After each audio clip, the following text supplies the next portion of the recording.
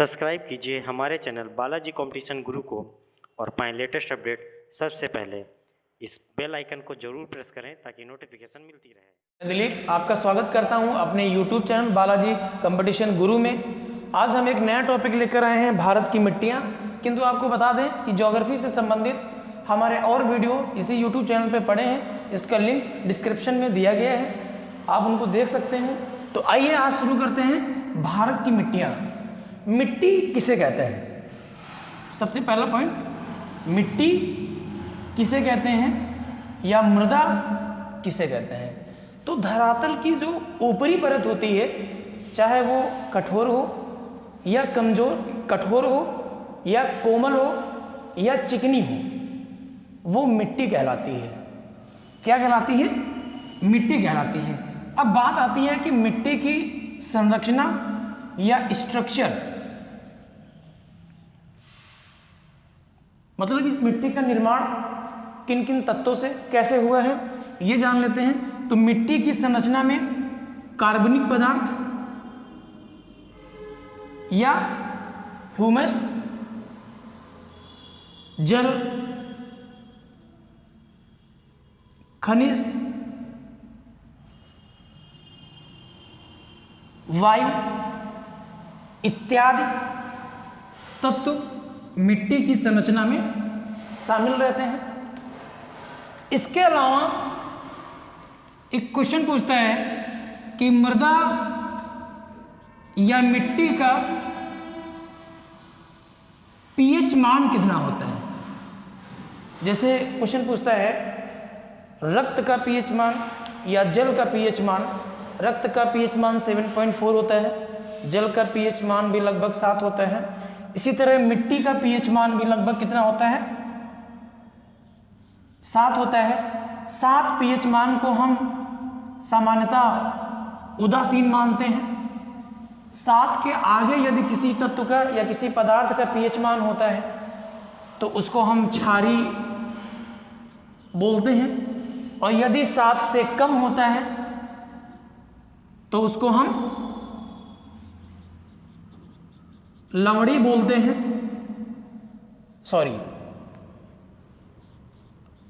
अम्लीय बोलते हैं। जिसका पीएच मान 7 से कम होता है उसको अम्लीय बोलते हैं। अब बात उठती है कि भारत में मिट्टियों के प्रकार। तो भारतीय कृषि अनुसंधान परिषद दिल्ली के अनुसार, मतलब भारतीय कृषि अनुसंधान दिल्ली में स्थित है, उसने भारत की मिट्टियों को 8 प्रकार में बांटा है। कितने प्रकार में बांटा है? 8 प्रकार में बांटा है। आइए देखते हैं वो 8 प्रकार कौन कौन से हैं।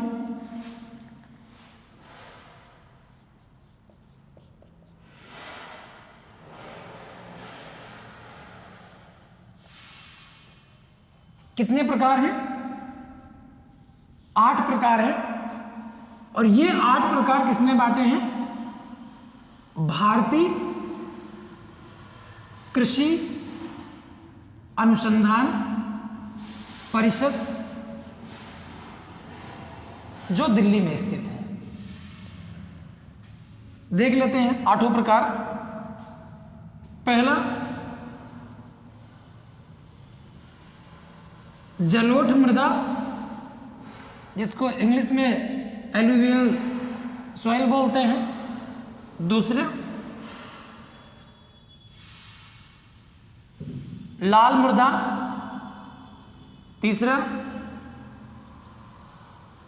काली मृदा या काली मिट्टी।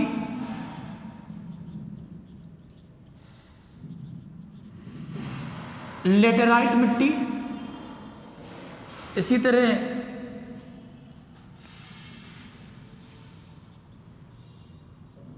पर्वतीय मिट्टी।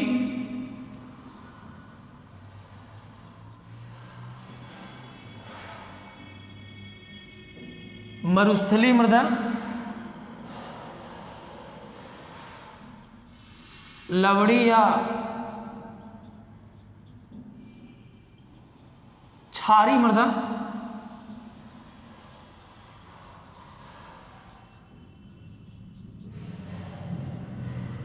और लास्ट है दलदली मृदा। इनमें इन 8 प्रकारों में जो सबसे ज्यादा इंपॉर्टेंट है जलोढ़ मृदा, लाल मृदा, ब्लैक सॉइल, लेटेराइट सॉइल और माउंटेन सॉइल। हम इनमें से जो डिस्क्राइब करेंगे या जो हम विस्तार से पढ़ेंगे उनमें से ये 5 मृदा ही हम पढ़ेंगे। इनमें सबसे ज़्यादा जो इंपॉर्टेंट है वो 5 ही हैं। तो आइए इनको हम अलग से विस्तार से पढ़ते हैं एक एक करके। सबसे पहले हम जलोढ़ मृदा को पढ़ेंगे। जलोढ़ मृदा का निर्माण नदियों द्वारा लाए गए अवसादों से होता है। सबसे पहले किसको पढ़ेंगे हम? जलोढ़ मृदा को। इस मृदा को दोमट मिट्टी भी कहा जाता है। क्या कहते हैं? दोमट मिट्टी भी कहते हैं। जलोढ़ मृदा का विस्तार, जलोढ़ मृदा का विस्तार भारत के कुल क्षेत्रफल के या कुल मिट्टियों के क्षेत्रफल के लगभग 43% क्षेत्र पर फैला है। जो लोकेशन अगर हम देख लें, ये पंजाब, हरियाणा, उत्तर प्रदेश, इधर असम का ब्रह्मपुत्र मैदान, इस क्षेत्र में आपकी पाई जाती हैं जलोढ़ मृदा। जलोढ़ मृदा भारत की सबसे उपजाऊ मृदा होती है। भारत की सबसे उपजाऊ मृदा है। ये मृदा मैदानों में 2 प्रकार में पाई जाती है। एक को हम खादर कहते हैं, एक को हम बांगर कहते हैं। खादर और बांगर, जिसमें खादर वह होता है वर्षा ऋतु में बाढ़ का जल जहां तक पहुंच जाए उसे हम खादर कहते हैं, और प्रति वर्ष उस पर एक नवीन परत जमती है, इसीलिए खादर को हम नवीन जलोढ़ भी कहते हैं। नवीन जलोढ़ भी कहते हैं। अब जैसे मान लेते हैं ये क्या है? नदी है। अब वर्षा ऋतु में जल ज़्यादा हो जाता है और बाढ़ का पानी जहाँ तक पहुँच जाए उसे क्या कहते हैं? खादर कहते हैं। ये दोनों साइड रहेगा, ये भी खादर कहलाएगा। और जहाँ तक वर्षा का जल ना पहुँचे उसको हम बांगर कहते हैं। क्या कहते हैं? बांगर कहते हैं। बांगर को हम पुरानी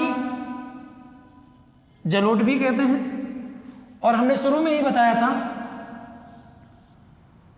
जलोढ़ मृदा भारत के 43%, लगभग 43% क्षेत्र पर पाई जाती है।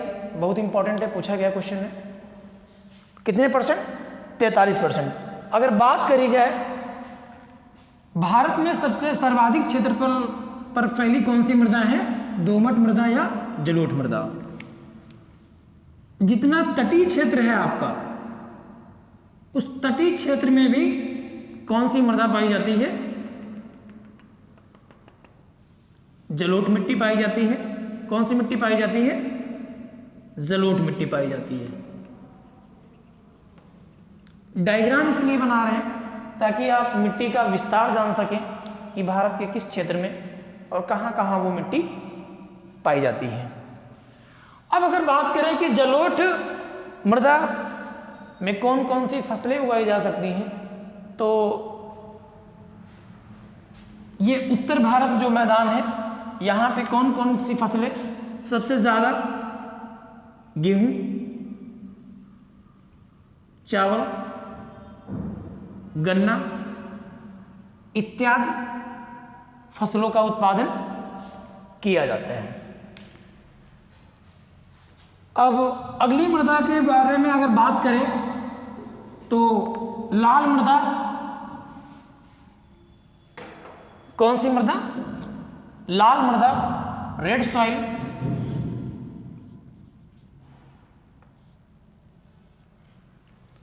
लाल मृदा है। लाल मृदा का रंग लाल होने का कारण लौह अयस्क या आयरन ऑक्साइड के कारण होता है। किसके कारण होता है? लौह अयस्क या आयरन ऑक्साइड के कारण। और यदि इसके मानचित्र पे हम इसके विस्तार की बात करें तो ये तमिलनाडु वाला रीजन थोड़ा, आंध्र प्रदेश में, इधर छत्तीसगढ़ में, इधर थोड़ा सा असम में और इधर थोड़ा सा राजस्थान में, इन क्षेत्रों में कौन सी मृदा पाई जाती है? लाल मृदा का विस्तार है। कौन सी मृदा? लाल मृदा का विस्तार है।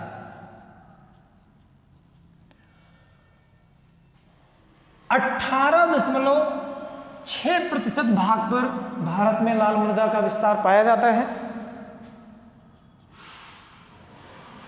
और यदि बात करें कि लाल मृदा पे कौन कौन सी फसलें उगाई जाती हैं तो लाल मृदा में तिलहन,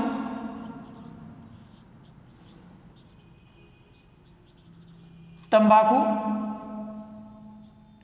और मोटे अनाज, गन्ना इत्यादि फसलों का उत्पादन किया जाता है। इसके बाद यदि हम बात करें, तीसरी मृदा कौन सी थी? काली मिट्टी या ब्लैक सॉइल।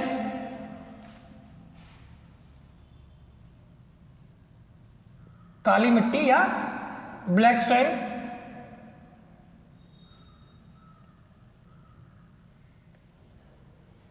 आपको पिछली क्लास में हमने बताया था, चट्टान समूह पढ़ाया था।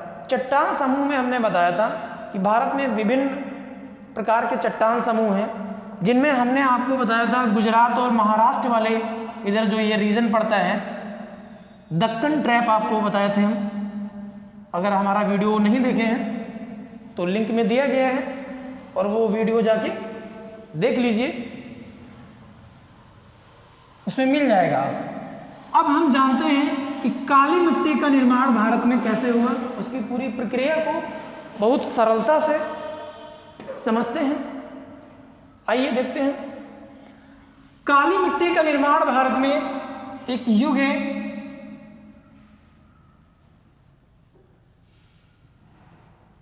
क्रिटेशियस युग। क्रिटेशियस युग में गुजरात, महाराष्ट्र और थोड़ा सा ये कर्नाटक वाला भाग, ये गुजरात है, ये महाराष्ट्र है और ये थोड़ा कर्नाटक वाला भाग है। मतलब महाराष्ट्र और गुजरात की सीमा पर क्रिटेशियस युग में ज्वालामुखी उद्गार हुआ था। ज्वालामुखी उद्गार में पृथ्वी के भूगर्भ से लावा निकलता है और लावे के निरंतर जमाव से जो धरातल की ऊपरी परत बनी या पपड़ी बनी, जिससे काली मिट्टी का निर्माण हुआ था।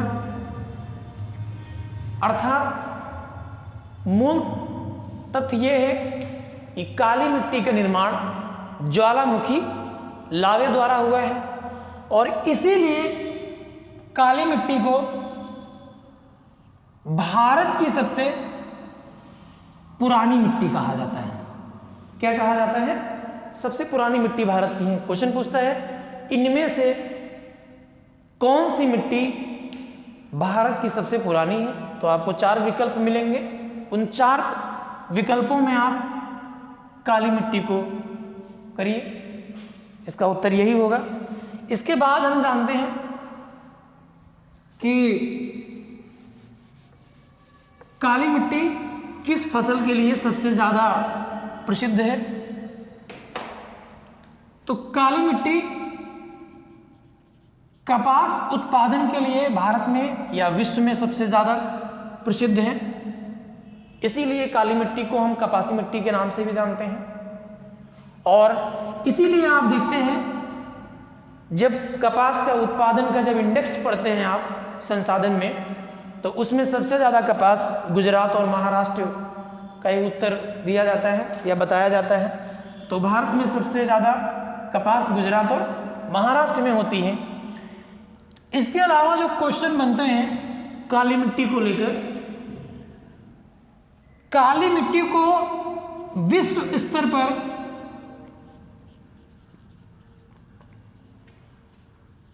चरनोजम कहा जाता है। क्या कहते हैं? चरनोजम कहते हैं। वहीं भारत में इसे एक और नाम से जानते हैं जिसको हम रेगुर कहते हैं। क्या कहते हैं? रेगुर कहते हैं। इसके अलावा यदि पूछ लें कि काली मिट्टी को उत्तर प्रदेश में क्या कहा जाता है, मतलब यूपी में काली मिट्टी को क्या कहते हैं? करेल मिट्टी कहते हैं। क्या कहते हैं? करेल मिट्टी कहते हैं।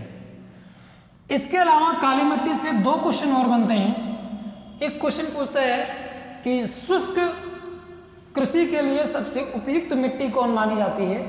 तो शुष्क कृषि के लिए सबसे उपयुक्त मिट्टी काली मिट्टी ही मानी जाती है, क्योंकि काली मिट्टी एक ऐसी मिट्टी है जिसमें जल धारण करने की क्षमता सबसे अधिक रहती है। इसीलिए काली मिट्टी शुष्क कृषि के लिए उपयोगी है। और काली मिट्टी की एक और विशेषता है, इसे स्वतः जुताई वाली मृदा कहा जाता है। तो इतने एंगल काली मिट्टी से प्रश्न उठाता है। अगली मिट्टी पे अगर हम आ जाएं, अगली मिट्टी की यदि हम बात करें तो लेटेराइट मिट्टी पे हम बात करेंगे। किस मिट्टी पे बात करेंगे? लेटेराइट मिट्टी पे बात करेंगे।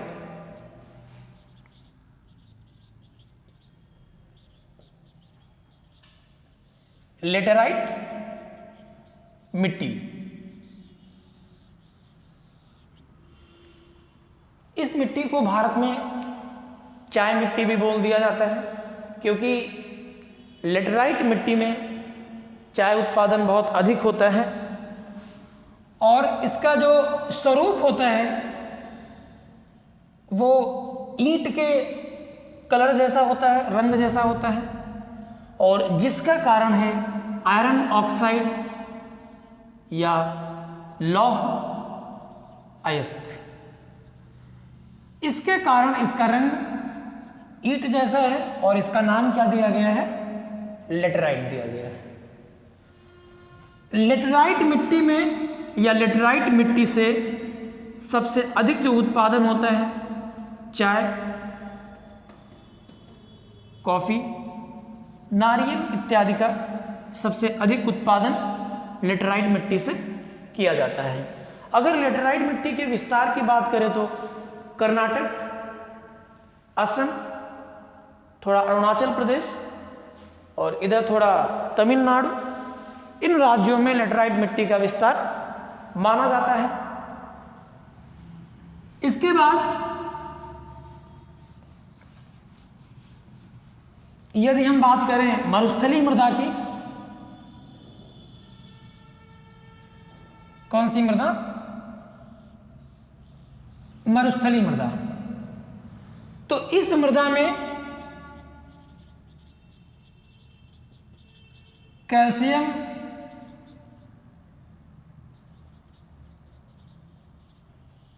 कार्बोनेट की अधिकता रहती है।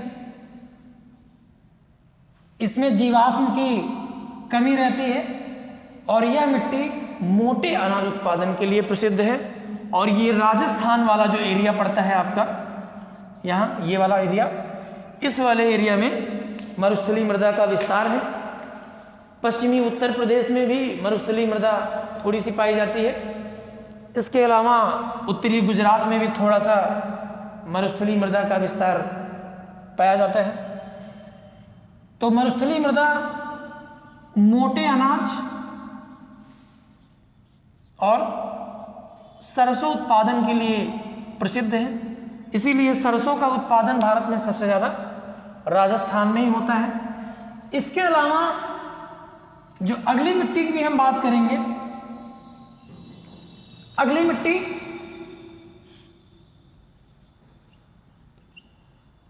पर्वतीय मृदा या माउंटेन सॉइल, जो जम्मू कश्मीर, लद्दाख, हिमाचल प्रदेश, उत्तराखंड वाले रीजन में पाई जाती है, और थोड़ा सा इधर पार्ट आपका सिक्किम और अरुणाचल प्रदेश में रहता है, या कहीं मुख्यतः हिमालय वाले क्षेत्र में पर्वतीय मृदा पाई जाती है। पर्वतीय मृदा को वनी मृदा के नाम से भी जानते हैं। किस नाम से जानते हैं? वनी मृदा के नाम से जानते हैं। अब अगर बात आती है कि पर्वतीय मृदा से क्या क्या उत्पादन किया जा सकता है, तो सबसे ज्यादा जो वहां उत्पादन फेमस है, सेब, नाशपाती और केसर इत्यादि का बहुमात्रा में उत्पादन किया जाता है। ये 5-6 मृदा जो हैं, जो परीक्षा दृष्टि से बहुत इंपॉर्टेंट रहती हैं। इसके अलावा इस टॉपिक से संबंधित कुछ ऐसे तथ्य जानेंगे जो एग्जाम में अक्सर पूछ लेता है। जैसे अगर हम बात करें, क्वेश्चन उठता है कि भारत में सबसे अधिक मृदा अपरदन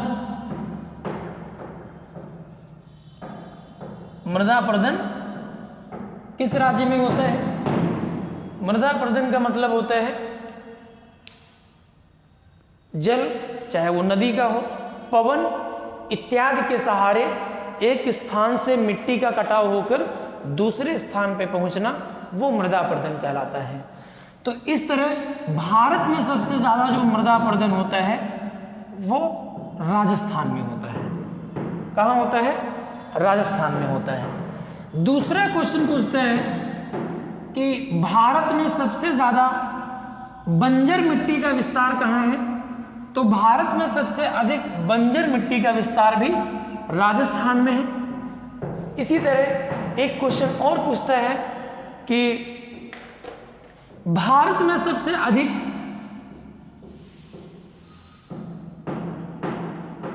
सूखा कहां पड़ता है? तो भारत में सबसे अधिक सूखा कहां पड़ता है? राजस्थान में पड़ता है।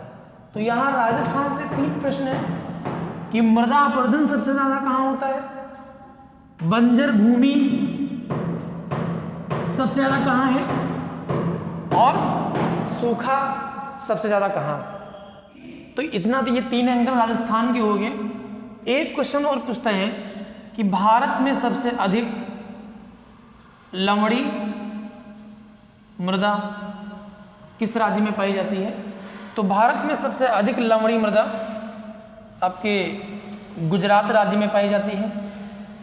एक फैक्ट और पूछते हैं कि भारत में कुल बंजर भूमि, भारत में बंजर भूमि का प्रतिशत कितना है? कितने परसेंटेज भारत में बंजर भूमि है? तो 14.9% भारत में बंजर भूमि पाई जाती है। तो इस टाइप के फैक्चुअल क्वेश्चन एग्जाम में आ जाते हैं। इनको हम परीक्षा दृष्टि के नाम से हमेशा आपको बताते रहते हैं, आगे भी बताते रहेंगे इसी तरह से। और अगर हमारे वीडियो को देखते रहिए, और अगर आपने हमारे चैनल को अभी तक सब्सक्राइब नहीं किया है तो सब्सक्राइब करिए। इसके अलावा एक फैक्ट और पूछता है कि जैसे मान लेते हैं ये क्या है, पृथ्वी है या विश्व। तो पृथ्वी या विश्व को हम दो रूपों में देखते हैं, एक स्थलीय रूप में देखते हैं और एक जलीय रूप में देखते हैं। तो स्थल धरातल पे कितने परसेंट है, पृथ्वी पे कितने परसेंट है, 29% है। और इसी तरह जलीय भाग कितने परसेंट है, 71% है। अभी तक यहां से खूब क्वेश्चन बनते रहे हैं वनडे एग्जाम में।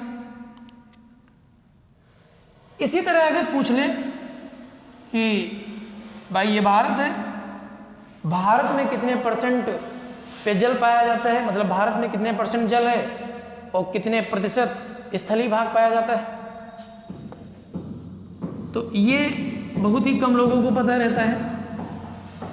इसको आज याद कर लीजिए, परीक्षा की दृष्टि से बहुत उपयोगी है। जिसमें जलीय भाग जो है वो आपका 9.5% है और जो स्थलीय भाग है वो आपका 90.5% पाया जाता है। इसी तरह एक फैक्ट और हम आपको बताते चलते हैं, वीडियो का अंत है, किंतु उस फैक्ट को आप याद करिएगा, एक क्वेश्चन एग्जाम में जरूर मिल जाएगा। उस क्वेश्चन है कि जलकुंभी को किस राज्य का आतंक कहा जाता है, तो जलकुंभी को पश्चिम बंगाल का आतंक कहा जाता है। तो आज का टॉपिक हमारा ये मिट्टी और परीक्षा दृष्टि से कुछ हमने पॉइंट बताए। आज का टॉपिक हम यहीं ख़त्म करते हैं। हमारे चैनल के साथ और हमारे इसी तरह वीडियो देखने के लिए हमारे साथ बने रहिए। आपको अगले वीडियो भारत की जलवायु में हम आपको मिलेंगे। तब तक के लिए जय हिंद।